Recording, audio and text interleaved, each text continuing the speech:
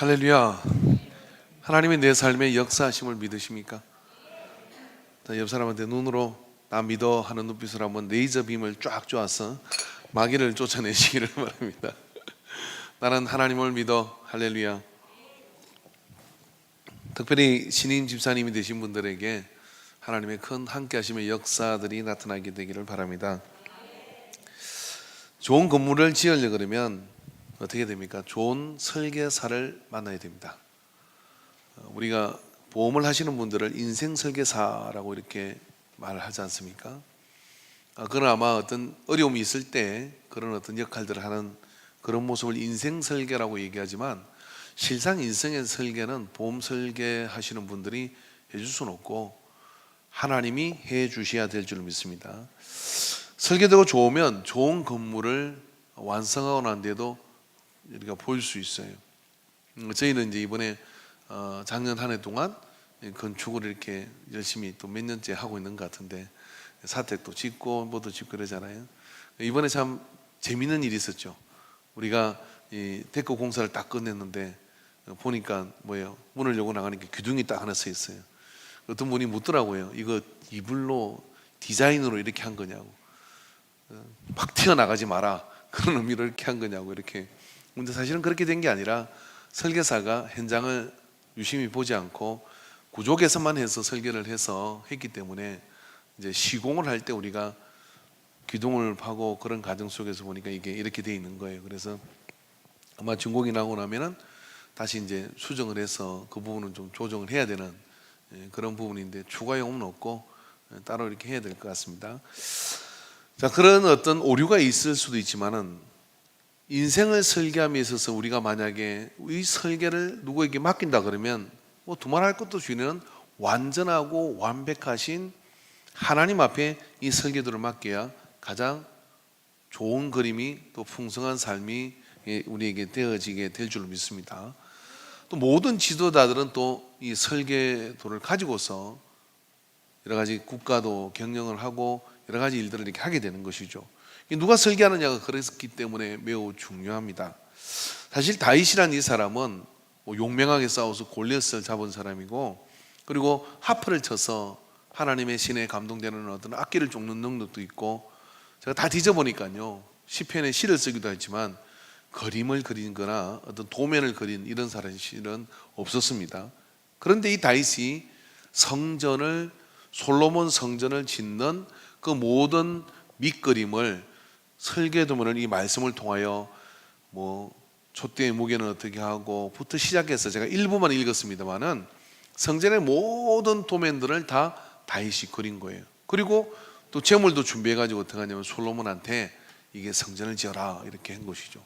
이제 그런 어떤 과정 속에서 다윗이 건물을 설계한 본 적이 없는데 이런 다윗이 그림을 그렸다는 게 의아하잖아요. 그런데 19절에 뭐라 그러냐면, 다윗이 이르되 여호와의 손이 내게 임하여 이 모든 일의 설계를 그려 나에게 알려주셨느니라 라고 말씀해 주셨어요. 되게 이제 일이 그렇지 않습니까? 하나님께서, 아니면 기업의 총수가 뭔가를 한다 그러면 공장을 하나 지어라고 얘기하겠죠. 또 혹은 어떻습니까? 어떤 물건을 한번 신제품을 만들어 보라고 얘기하면 연구하는 사람이 연구를 해서 그림을 그리잖아요. 그런데 이 다윗의 설계를 이렇게 보면은, 성전을 설계함에 있어가지고 보면은 하나님께서는요, 작은 것 하나까지도 꼼꼼하게 다 지시를 하고 설계를 하셨어요. 그리고 여러분, 창세기로 올라가 보면 그곳에서 방주를 또 하나님께서 만드시죠. 노아에게 방주를 100년 동안 지으라고 하는데 어떻게 하십니까? 장은 몇 깁이시고 창은 어디로 내고, 또 무슨 재료를 발라가지고 나무와 나무 역청을 발라서 나무와 나무를 붙이고, 아주 정말 이렇게까지 우리가 읽다 보면 이게 무슨 이야기인지 그렇게 좀 지루하다 할 만큼의 하나님께서는 뭐 조목조목을 해서 그렇게 지으라고 이렇게 말씀을 해 주셔요. 그러니까 하나님은 어떤 분이시냐면, 우리를 설계하실 때 이게 하나님께서 우리의 인생을 설계한다고 하면은 그분은 대충 설계하는 게 없다 이런 얘기예요. 그런 분에게 우리가 내 삶을 설계해 달라고 맡기면은 틀림없이 전무후무한 멋진 작품이 나오게 되죠. 예, 나오게 됩니다. 여러분도 다른데 뭐 설계자를 찾아봐야 소용이 없는데, 그 하나님께서 그럼 이걸 어떻게 설계하시냐면은 이렇게 설계하십니다. 성경을 보니까요, 하나님 말씀을 주셔요. 말씀을 주시고 난 다음에는 어떻게 하느냐면은 그 말씀을 품고 이렇게 기도하면 그 다음에 하나님께서 이것을 시행하기 전에 뭘 하시느냐면은, 이 건축하고 좀 비슷한데 이곳에다가 집을 지어야 되겠다라고 하는 어떤 생각이 있으면 그걸 가지고 어떻게 됩니까? 그냥 벽돌 쌓는 사람, 뭐 기둥 세우는 사람 모아가지고 자 한번 집을 짓자 하고 지으면 집이 엉망이 돼요. 왜 그러냐면은 서로가 창을 어디에다 뚫어야 될지, 또 기둥은 어디다 세워야 될지, 몇 층이 올라갈지 모르는 상태에서 기둥의 재질은 뭘로 해야 될지, 이런 것들이 각자의 주장을 따라 이렇게 하게 되면 건물이 엉망이 돼서 세워지질 않는 겁니다. 그러면 그걸 설계할 수 있는 그런 그림이 이렇게 나와야 되는 거예요. 그 그림을 만들기 위해서 우리는 설계사를 찾아가죠. 비싼 돈을 주고. 그래서 역사상 큰 건물들 가운데 보면요, 시공기간보다 설계하는 기간이 긴 건물이 굉장히 많아요. 여러분이 아마 내놓으라 손을 꼽는 그런 많은 건축물들은 시공하는 시간보다 설계하는 시간이 훨씬 더 길었던 건물들입니다. 그런 것처럼 이 설계라는 것이 매우 중요하다는 것을 우리는 알 수가 있어요. 그래서 하나님께서도 마찬가지로 우리에게 말씀을 주시고, 그 말씀을 주시면 그 말씀이 그림으로 나오게 되면 그 다음에 뭐가 나오느냐 하면 하나님이 그려주신 그림을 따라 현실이 되어지는 역사가 이렇게 흐르게 되어 있어요. 민수기 24장 4절의 말씀에 보면은 발람의 예언이 나옵니다. 이 발람이 발락의 뇌물을 바꿔서 이스라엘을 저주하라는 사명을 받지만 하나님의 경고를 듣고 어떻게 합니까? 이스라엘을 축복하는 그런 예언자가 되거든요. 그 말씀 띄워놔 보세요. 그 말씀을 보면 하나님의 말씀을 자기를 소개하는데 뭐라고 소개하느냐면은 하나님의 말씀을 듣는 자, 전능자의 환상을 보는 자, 엎드려서 눈을 뜬 자가 말하기를 하고 히브리인들을 향하여 축복을 선포합니다. 자기가 어떤 사람이냐고 얘기하느냐면은, 자, 예언자의 예언은 뭐냐면 그 예언을 통하여 예언의 대상이 되는 존재가 그렇게 현실적으로 미래적으로 이렇게 되어지는 현실이 일어날 거다라고 얘기하는 거예요. 이게 시행되는 거죠. 우리 뭐 건축하는 말인 게 이게 시행사라 이런 이야기예요. 시행을 된다 이거예요. 그게 안 되면 예언자는 거짓 예언자예요. 자기가 사기친 거죠.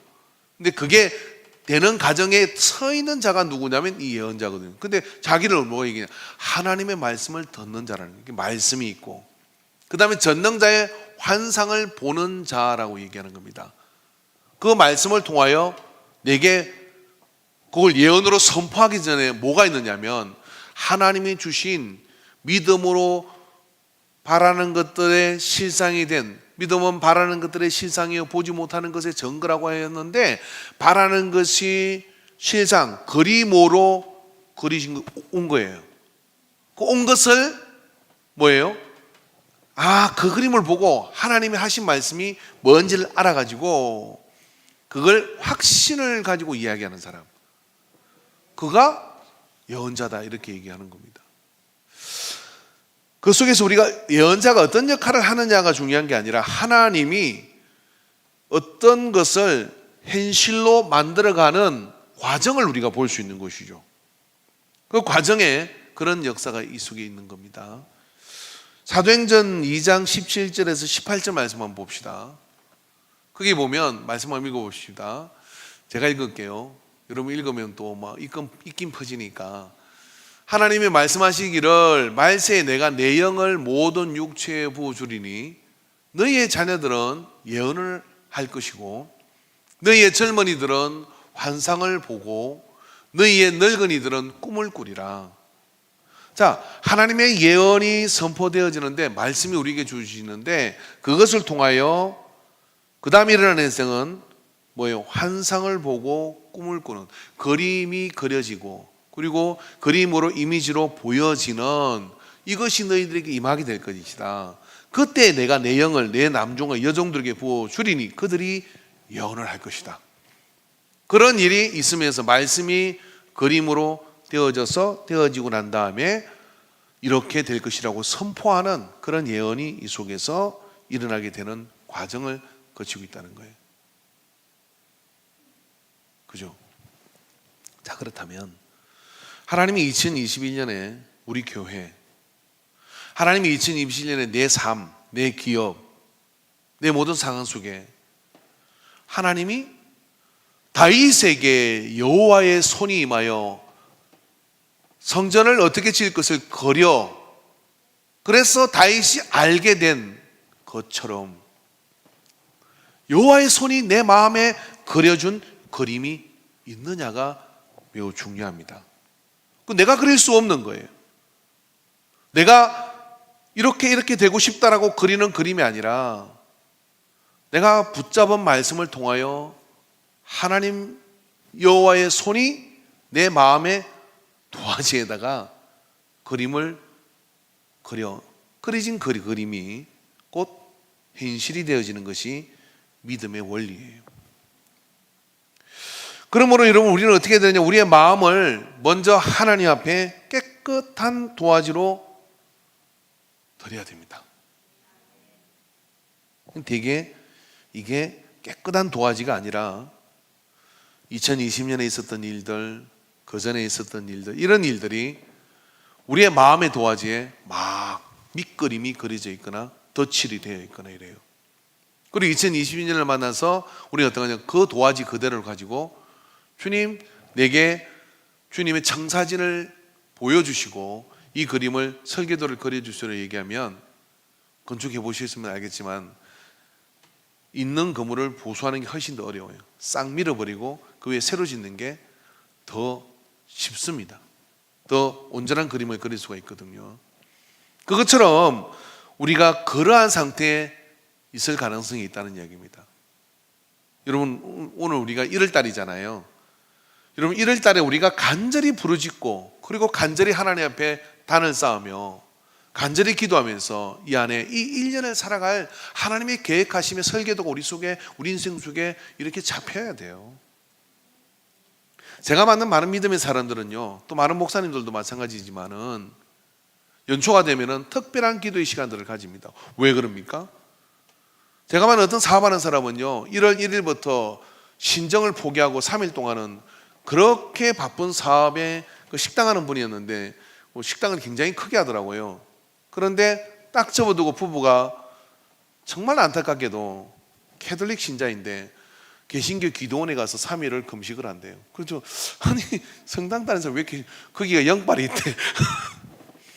제가 고등에 있는 그 우리 집에 가서 그 이야기를 들었어요. 제가 목사라고 얘기하니까 그 얘기를 하는 거예요. 저는 성당 다닙니다. 그러면서 저도요, 1년에 한 번 연초가 되면은 1일부터 3일 동안은 부부가 함께 기도원을 간다는, 그래서 음료수 서비스로 주더라고요. 목사님 오셨다고. 제가 성당 다니는 분들 인사를 굉장히 많이 받아요. 그런다는 거예요.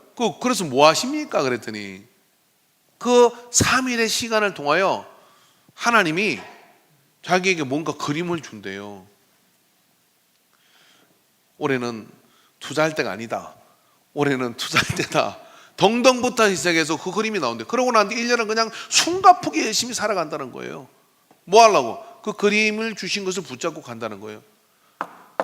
아니, 캐톨릭을 다니는 또 그런 지혜가 있는데, 이럴 때는 그렇기 때문에 여러분, 우리에게 하나님 앞에 우리의 이 빈 도화지를 내어드려서 그분의 손이 내게 임해가지고 내 인생의 그림을 그리도록 해야 돼요. 그림이 없으면 있을 때까지 빈 도화지 앞에 기도해야 되는 겁니다. 할렐루야. 그런데 우리의 밑그림이 이렇게 있으면 그게 어려운 것이죠. 여러분, 성경에 보면 바울이 있어요. 이 바울이라는 사람이 어떻게 합니까? 바울의 마음속에 예수 믿고 은혜 받고 난 뒤에는 터키에 가서, 소아시아에 가서 교회를 세우는 것이 바울의 비전이 됐어요. 그래서 소아시아로 가고자 그곳에 가서 교회를 세우고 또 그런 어떤 제자들을 삼고, 그게 막 그림이 막 비전이 생 거예요. 그래서 소아시아 가려고 사도행전을 보면 부단히 열심히 노력을 해요. 근데 자꾸 백길이 끊어지고 이게 자꾸 막아지는 겁니다. 나중에 이제 가서는 어떻게 합니까? 예수님의 영이 내가 이 아시아로 가는 길을 막는다 라고 그렇게 얘기하고, 그 다음에 환상을 보는데 뭘 보느냐면 마게도니아 사람이, 마게도니아 즉 소아시아하고 마게도니아는 유럽과 이 아시아와 경계가 되는 부분이라 의상이 다른 거죠. 그쪽 옷을 입은 사람이 나타나서 꿈에 어떻게 합니까? 이리로 건너와서 우리를 도우라 하는 그림을 보게 된 거예요. 그리고 어떻게 합니까? 바울은 마게도니아 지역으로 건너가서 그곳에서 선교를 하게 돼요. 여러분, 이것이 나중에 유럽 교회를 세우는 그런 전초 기지가 되고, 역사적으로 보면 유럽 교회가 서는 일이 이 선교적인 전략에서 매우 중요한 것이었습니다. 왜냐하면 나중에 여러분 터키나 지금을 한번 보십시오. 이 소아시아 교회들은 다 무너졌어요. 그런 무너지는 진원제는 이슬람이라고는 이 마호멧의 악마적인 그런 경전과 이것을 통하여 전쟁이 치러지게 되는 거거든요. 근데 그게 막아서는 교회가 어디냐면 유럽 교회입니다. 우린 유럽 교회 공들을 잊지 말아야 돼요. 그래서 중앙아시아부터 해서 이 이슬람이라고는 이 악마적인, 저는 악마적이라고 말할 수밖에 없어요. 여러분이 그 코란의 경전을 보면 볼수록 그런 부분들 인정할 수밖에 없습니다. 그런 세력이 다 잠식해 가요. 근데 거기에 피 흘림의 역사까지 막았었던 것은 결국 유럽 교회가 이 복음의 전선을 지키는 것이라고 저는 역사적으로 생각을 합니다. 근데 거기에 누가 있느냐면 바로 내 그림이 아니라, 내가 가져가는 그림이 아니라 하나님께서 사도 바울에게 보여주신 마게도니아의 그림이 결국 그러한 복음의 기초를 쌓도록 만들고, 무지하고 정말 그 힘든 야만성이 덜끓는 이 유럽의 대륙 속으로 교회가 세워지는 은혜를 그 속에 심어줬던 거예요. 그 복음이 결국은 한 세기 넘게 선교와 이 모든 복음들을 끌어가는 역사가 돼요.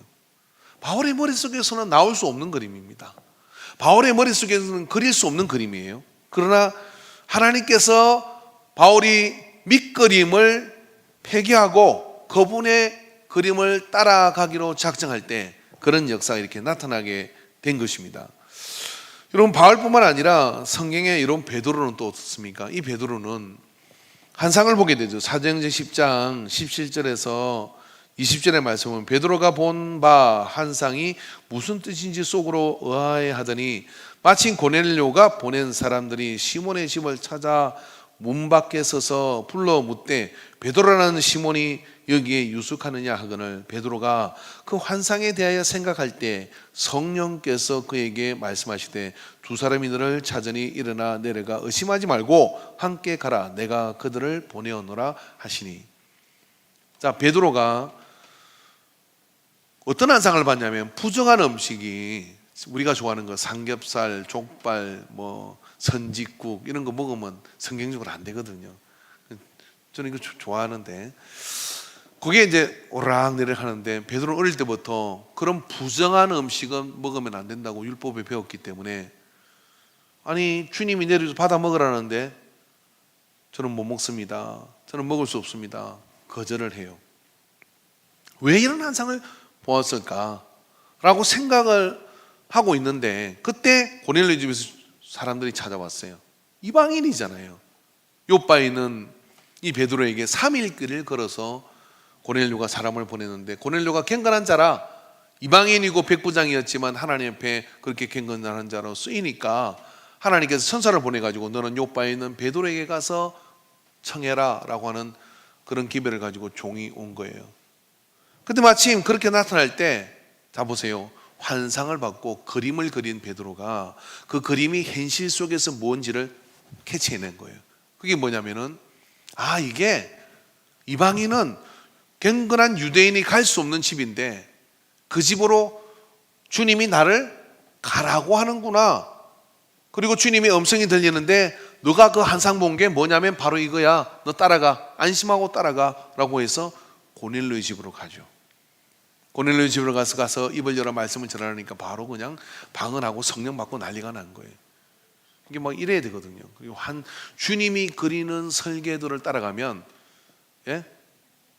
할렐루야, 엎어져도 코가 깨지는 게 아니라 엎어져도 다이아몬드 밭에 엎어지고 주님이 그린 그림을 따라가면 모든 것이 탁탁 맞아 들어가는 거예요. 고넬주 가서 다른 집하고는 힘쓰고 애써가지고 성령 받게 주시옵소서 막 그러는데 그제 가서 입을 열어 주께서 여러분을 사랑합니다 아멘 하고 눈물을 흘리고 주님의 영이 여러분에게 임하기를 우리가 사모하면 임하기 전에 벌써 성령이 임해가지고 그런 은혜가 임해버렸어요. 베드로가 충격을 받았어요. 돌아오죠. 그런데 이 사건은 나중에 어떻게 됩니까? 예루살렘 교회가 할례받지 않은 예루살렘 교회는 누가 많아요? 유대인들, 유대교 출신의 그런 사람들이 예수님을 따르는 제자가 되어 복음을 가지고 있는데 그들에게 없으면 안 되는 게 뭐냐면 할례요. 없으면 안 되면 율법이거든요. 근데 그 율법도 모르고 할례를 받지도 않은 이방인들에게 우리가 세례를 주는 게 마땅하냐 하는 이런 첨예한 초대교회 안에 충돌이 있고 대립이 있었어요. 근데 그곳에서 바울과 특히 베드로가 이렇게 얘기하는 겁니다. 내가 고넬료의 집에 이방인인 고넬료의 집에 가서 그 사람들한테 세례 주려고 하지 않았고 성령 받으라고 하지 않았다. 그런데 하나님이 그들에게 성령 세례를 줬다. 근데 우리가 물로 세례를 주는 것이 안 준다는 게 말이 되냐? 합당하지 않다. 하나님께서 허락하시면 우리가 어떻게 금할 수 있느냐? 이 말에 초대교회 사도들은 다 굴복을 합니다. 그리고 야고보가 어떻게 합니까? 이방인에게도 세례를 베푸는 것에 할례 받지 않은 자들에게도 세례를 베푸는 것에 대해서 공식적으로 인정을 하고 그리고 명문화했던 거예요. 뭡니까? 베드로가 본 환상이 이와 같은 중대한 초대교회 결정을 하게 한 것이죠. 만약에 여러분 우리가 그렇지 않았다면 우리는 어떻게 해요? 할례 다 받아야 돼요. 그리고 또 어떻게 합니까? 그런 기준을 따라서 우리는 정해져야 되는 거거든요. 근데 이러한 어떤 하나님께서 그림을 통하여 역사를 이루고 가시는 것이죠. 그래서 여러분의 마음의 도화지를 깨끗이 지우시기 바랍니다. 또 한 사람의 이야기를 하고자 해요. 이 모세라는 사람이 있었죠. 이 모세는 80에 하나님께서 호렙산 떨기나무 앞으로 불러요. 호렙산 떨기나무에 불이 붙어 있는 거죠. 근데 붙었는데 참 신기한 일인 게 불이 환하게 타고 있으니까 그곳으로 갔더니 자세히 보니까 그 나무에 불이 붙은 나무가 타지를 않는 거예요. 근데 갑자기 음성이 들립니다. 어떻게 합니까? 거룩한 곳에는 신을 벗어라 라고 말씀하시고 그곳에서 이제 하나님께서 모세를 향하여 내 백성 히브리인들이 애굽에서 노예 생활하며 고통을 받고 있으니까 네가 가서 그 백성들을 구해라 이렇게 얘기해요. 근데 모세가 어떻게 하느냐면은 저는 나이가 많습니다. 말을 못합니다. 제가 뭘 할 수 있습니까? 이런 어떤 이야기들을 하면서 하나님의 요청을 자꾸 거절하죠. 하나님 요청을 거절하는데 그래서 결국은 어떻게 돼요? 그래서 결국은 갑니다. 워낙 하나님을 이길 분이 없으셔요. 그러나 모세에게 있는 밑그림이 이렇게 있었던 것이죠. 여러분 2021년을 여러분 정말 멋지고 행복하고 재미가 가득하고 즐거움이 가득하고 그리고 열매가 주렁주렁 맺히고 하나님의 놀라운 역사가 이루어지기를 원하시면 작정하고 아멘 하세요. 그런 분은 여러분의 도화지에서 밑그림을 하나씩 지워야 되는데 첫째, 나이를 지우세요. 둘째, 환경의 여러 가지 어려움을 지워버리세요. 할렐루야. 셋째, 여러분의 능력과 재능이 어떠한지를 파악한 것을 깨끗이 지우십시오. 왜냐하면 하나님께서 수많은 사람들에게 그림을 그려서 환상을 보여주시고 그리고 하나님의 은혜의 그림을 보여줘서 인도하시는데 많은 게 우리는 나이가 너무 어려서 나이가 너무 많아서 언제 때가 되는 겁니까? 그러면서 세월과 나이를 탓하며 그 그림을 색칠을 칠하지 않아요. 주님이 그려진 도면을 가지고 거들떠 보지 않아요. 그런데 그 나이를 지워버린 그걸 하나님께 강제적으로 지워서 80의 모세가 쓰임받아가지고 가는데 모세가 가면서 어려운 일이 없었겠습니까? 물리적 한계도 있고 나이 한계도 있고 환경의 한계도 있고 많았겠지만 광야를 지나서 돌아온 가나안 땅 요단강에서 모세는 정반대의 이야기를 합니다. 80에 뭘 할 수 있겠냐가 아니라 나는 아직도 더 달리고 싶습니다. 하나님이여 한 번만 구하오니 요단강을 건너가서 저 가나안을 정복하는 일을 내게 맡겨주십시오. 나이를 잊은 이 모세는 더 달릴 수 있다고 이야기하는 거예요. 여러분 우리가 인생을 살면서요, 아이고 이제는 나이가 이랬으니까 뭐 했으니까 내가 뭘 하리 라고 하는 생각을 하는 순간 생각보다 인생은 훨씬 길어요.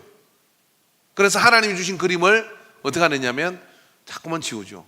그런데 모세처럼 말입니다, 내 밑그림을 싹 지워버렸어. 예? 나이는 숫자에 불과해. 그런 믿음을 가지고 싹 지워버리고 거기다가 하나님 주신 그림을 받아들이면 어떻게 되느냐 하면 120에 나는 아직도 저 가나안을 정복할 수 있습니다 하는 그런 더 달리고, 인생이 그래야 되는 거 아니에요? 나는 더 달릴 수 있다 할 때 주님이 그만하고 와락해야 되는 건데 며칠 후 그러고 주님 부르신 날은 계속 주님이 넌 이거를 가지고 그림을 그리고 이렇게 가라 하는데도 에휴 제가 나이 때문에 안 됩니다, 환경 때문에 안 됩니다, 뭐 때문에 합니다. 이제 그렇게 지워버려요. 그렇게 지워버리면 뭐가 남을까요? 엉망진창의 그림이 남게 되는 거예요. 근데 내 그림을 지우십시오. 지우고 하나님이 주신 그림을 붙들면 인생의 결말이 나는 더 달릴 수 있습니다. 하나님이 그만하고 와라 고 가는 인생이 돼야지. 모세는 그렇게 인생을 완성한 겁니다.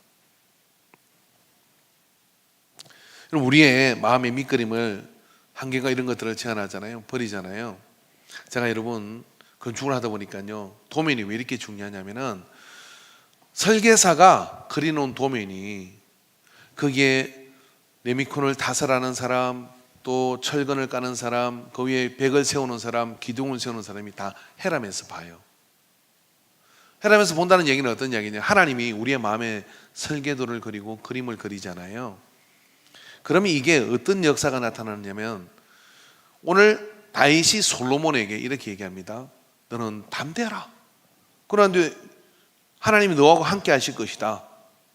그리고 21절에 뭐라고 했냐면 레이 21절에 제사장과 레이 사람의 반이 있으니 하나님의 성전 모든 공사를 도울 것이고 또 모든 공사에 유능한 기술자가 기쁜 마음으로 너와 함께 할 것이요 또 모든 지휘관과 백성이 온전히 내 명령 아래 있으리라.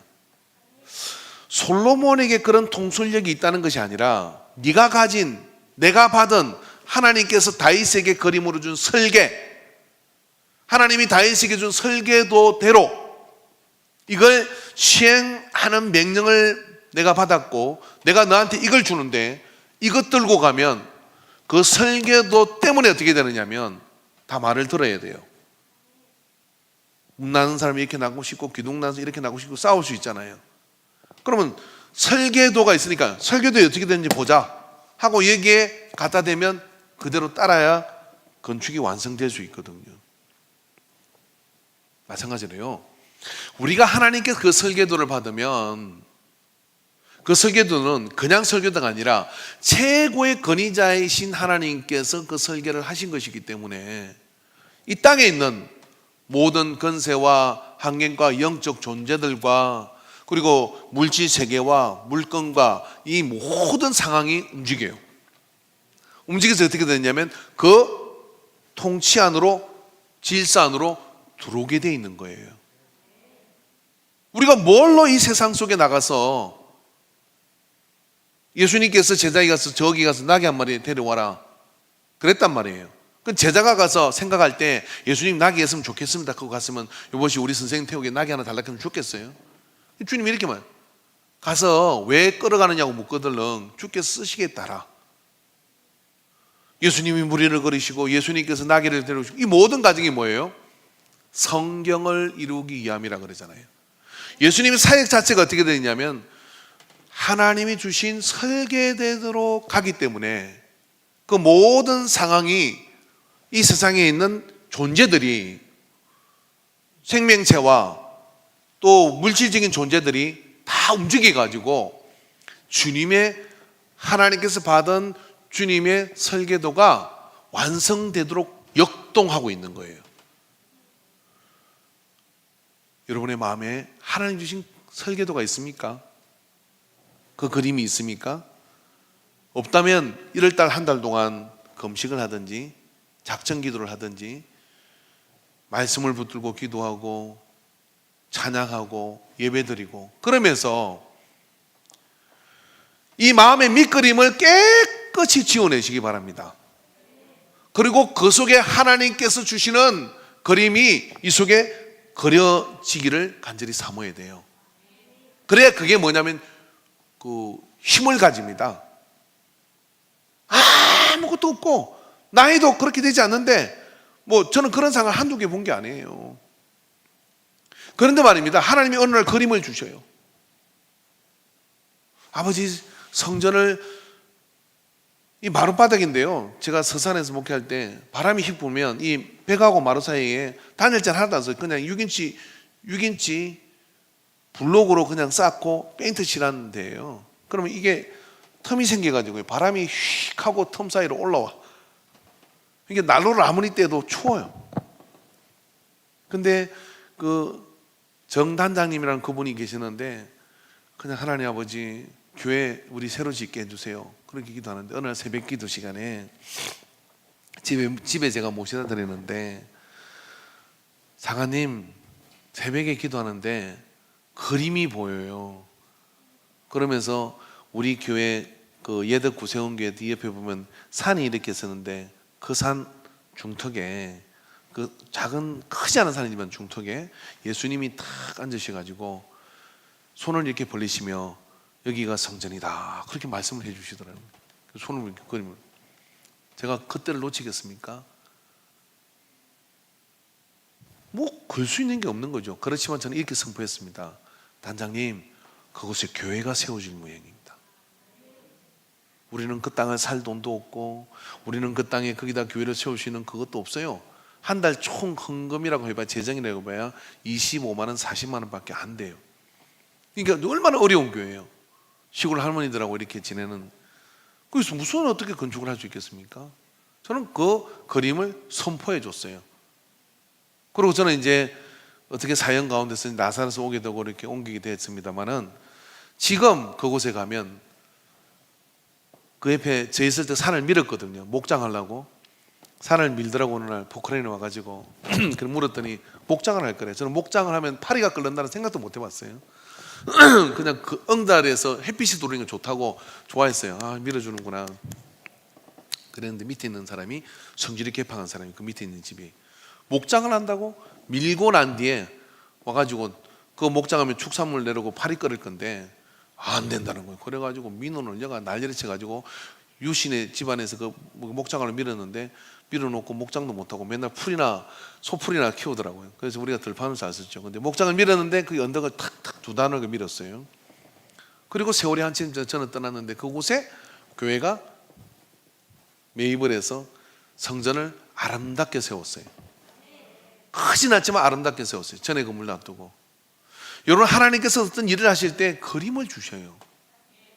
그 그림을 우리가 밑그림이 있으면 우리의 한계, 우리의 뭐 때문에 자꾸만 치웁니다. 아이고 그런 건 엄감샘심 꿈꿀 수 없는 일이다.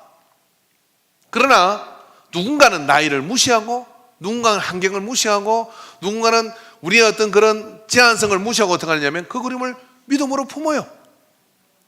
따라 보시죠. 믿음은 바라는 것들의 실상이요. 실상, 그림이란 뜻이에요. 여러분, 상이라는 겁니다. 이게 환상, 이미지 이런 것입니다.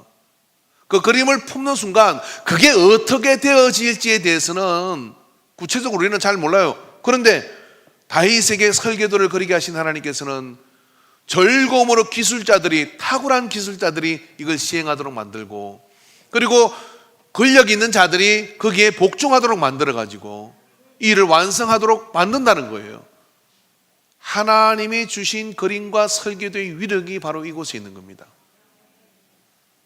여러분에게는 그림이 있습니까? 저는 세 번째 이 설교를 하면 여러분에게 묻습니다.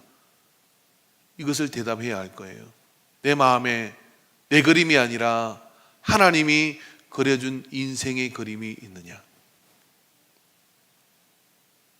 내 마음에 이 2021년을 꿈꾸며 하나님께 내게 주신 마음의 그림이 있느냐?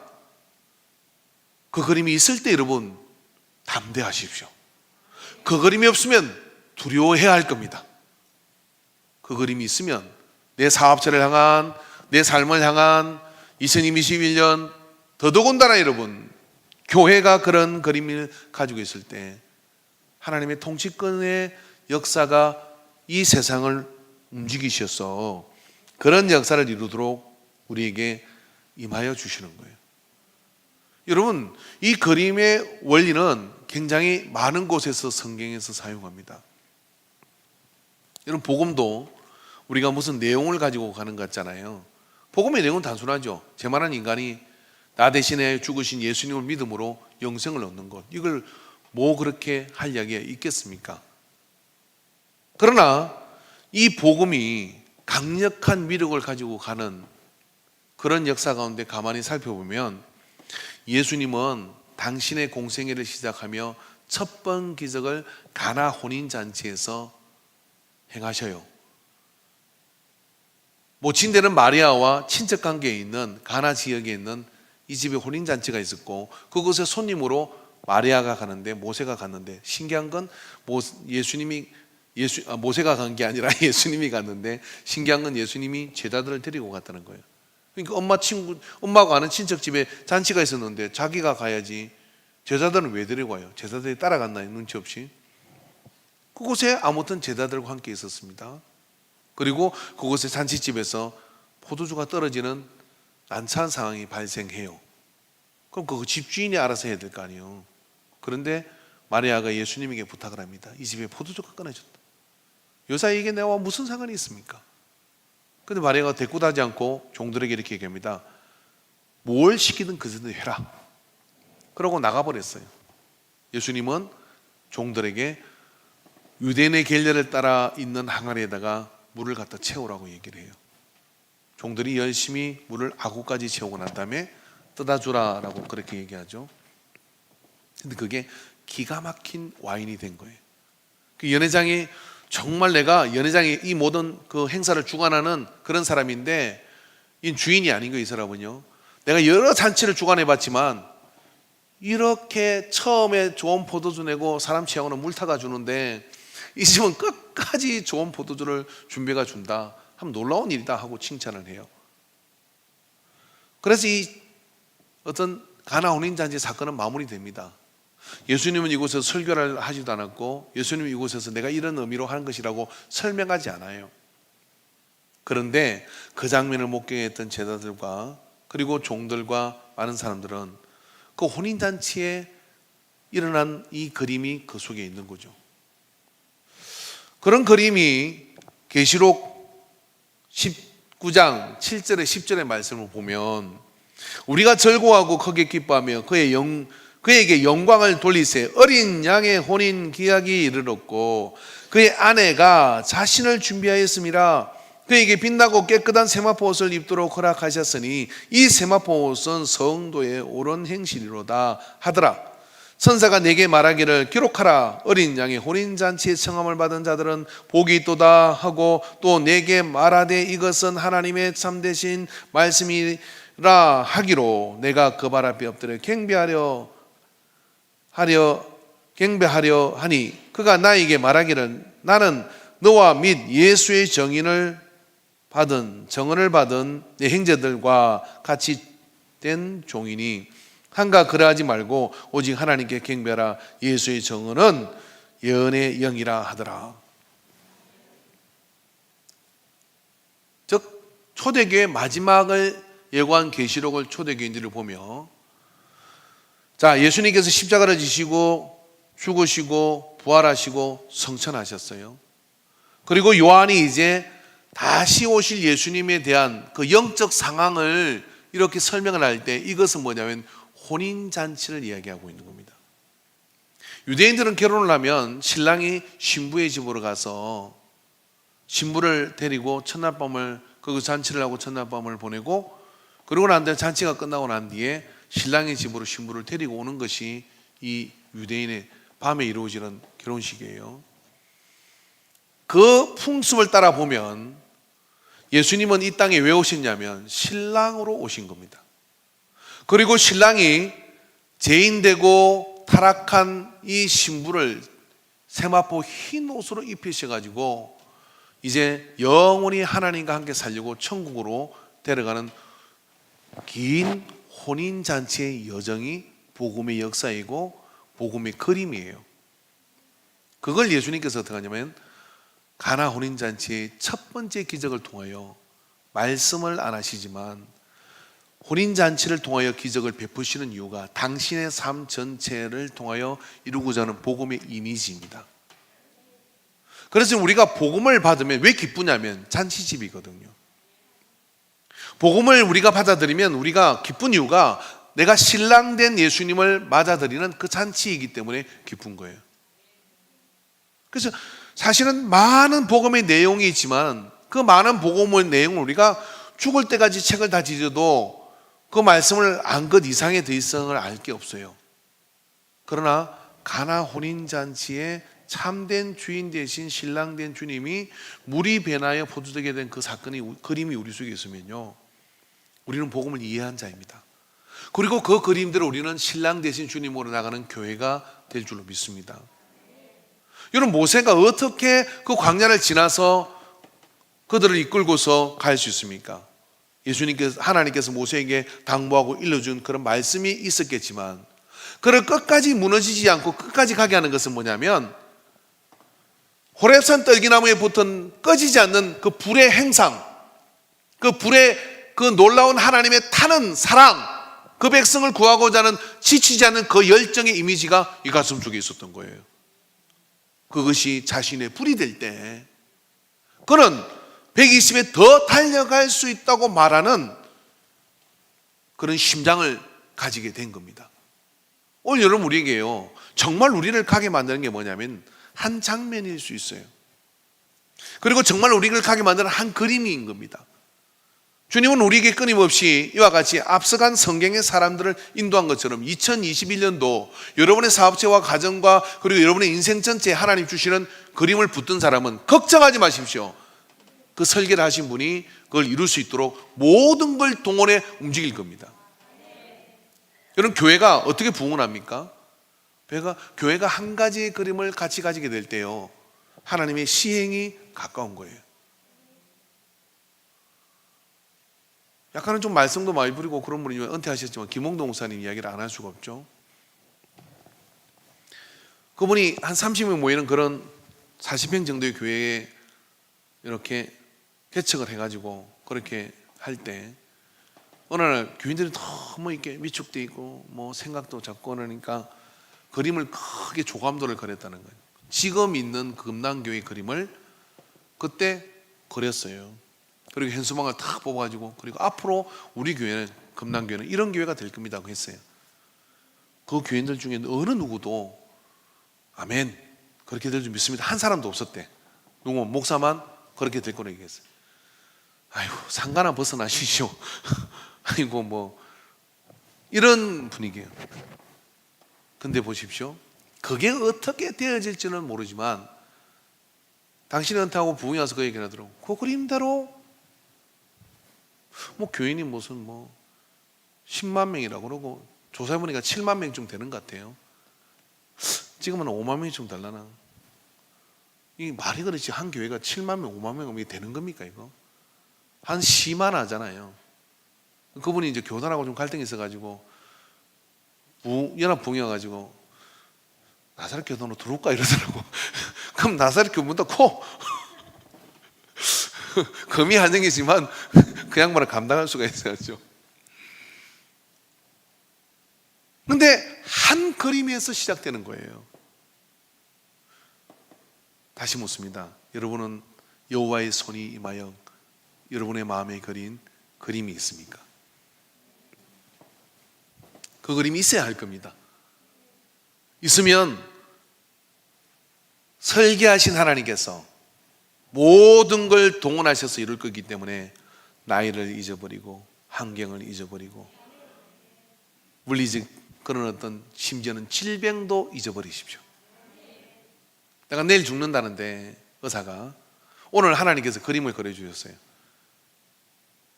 어떤 그림을 그려주냐면 네가 10년 후에 아프리카 선교를 간다는 그림을 그려주셨어요. 그럼 여러분 뭘 믿겠어요? 의사한테 얘기했어요. 대충 치료하시오. 나는 10년 후에 아프리카 선교를 가야 되니까 라고 얘기하면 정신없다 알겠죠. 근데 성경에 쓰임받는 사람들은 하나님의 그림을 의지한 사람이에요.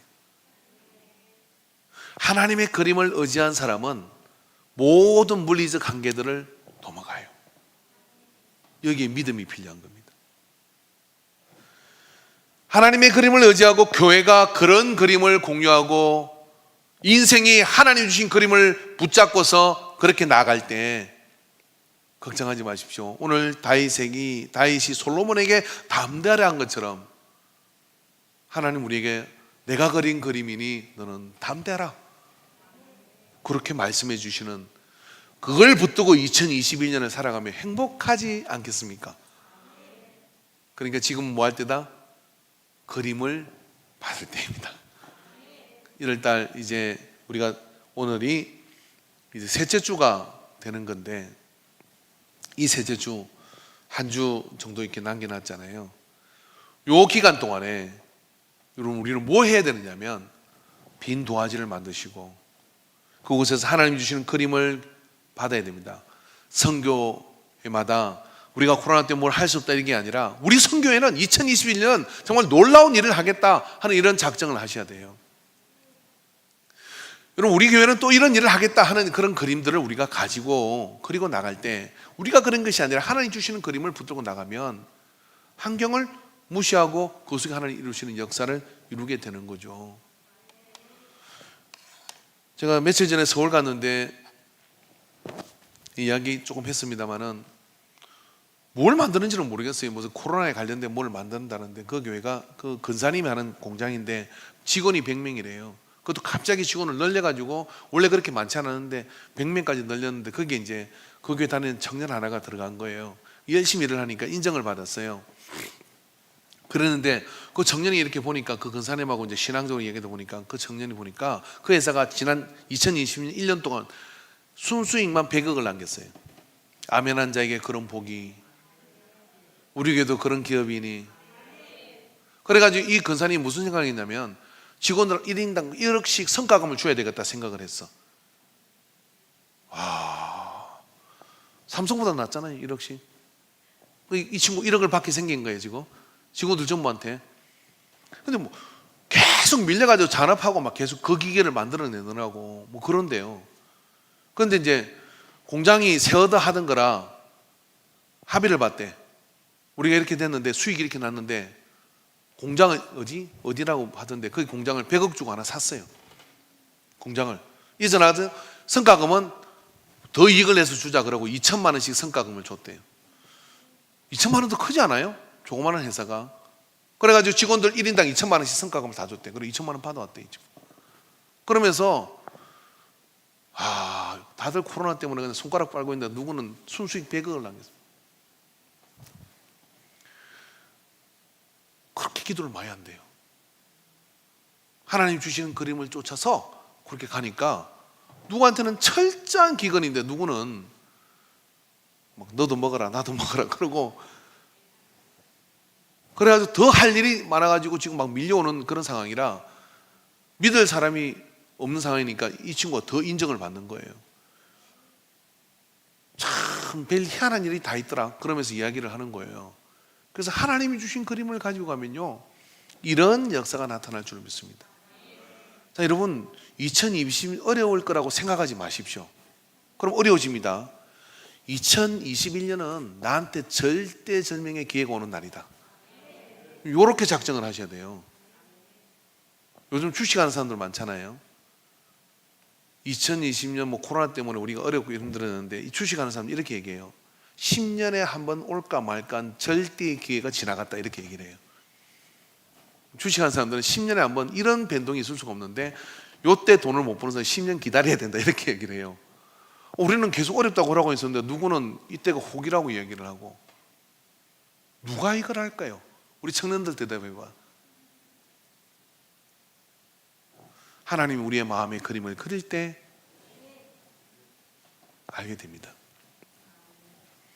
그래서 2021년에 각 선교회는 놀라운 계획을 잡으십시오. 우리 교회도 마찬가지로 우리가 이 2021년에 큰 부흥을 하리라는 그림을 가집시다. 우리가 가지는 게 아니라 하나님이 주시는 그림을 우리가 받아야 되는 거죠. 그래서 여러분, 어떤 교회든 가보면요, 그 그림이, 그 이미지와 그 설계도가 함께 서로 바라지는 그 인정된 그런 어떤 회람된 그런 그림이 되어질 때 어떤 일이 벌어지냐? 현실로 그런 역사들이 나타나게 돼요. 여러분, 하나님은 광대하십니다. 주 여호와는 강대하심을 믿고 여러분이 밑그림을 깨끗이 지우십시오. 그리고 그곳에 주님이 내게 그림을 그리시도록 두 팔 벌려 기도하시고 찬양하고 예배드리고 내어놓고 간절히 그분 앞에 그리는 그림을 따라 주님이 그리신 대로 저는 시행합니다 하고 믿음으로 나가게 되기를 주로 축원합니다. 기도합시다.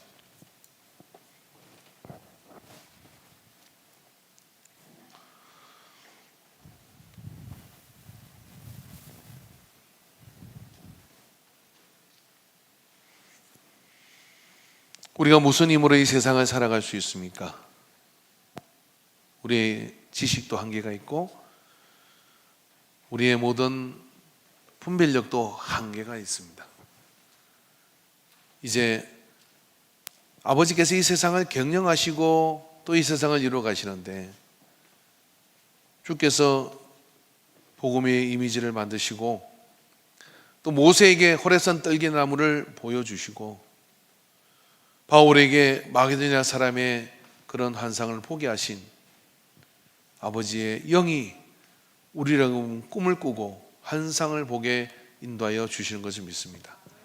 오늘 그 믿음으로 우리 안에 교회적 그림이 그려지게 하여 주시옵시고 우리 부서마다 그런 비전과 꿈이 그려지게 하여 주시옵시고 그래 인광의 100년의 그 역사를 완주해 나갈 수 있도록 우리를 주관하여 주시옵소서. 이 소망을 가지고 우리가 한번 같이 기도하기를 원합니다. 주여 삼창으로 기도합니다. 주여 주여 주여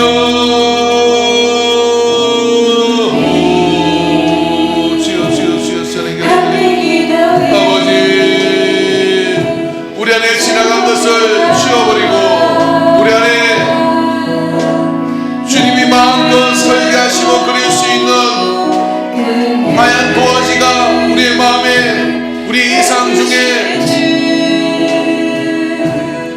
이루어지도록 주여 이 시간 성령께서 주관하여 주시옵소서. 아버지 주여 거듭아 하나님의 영광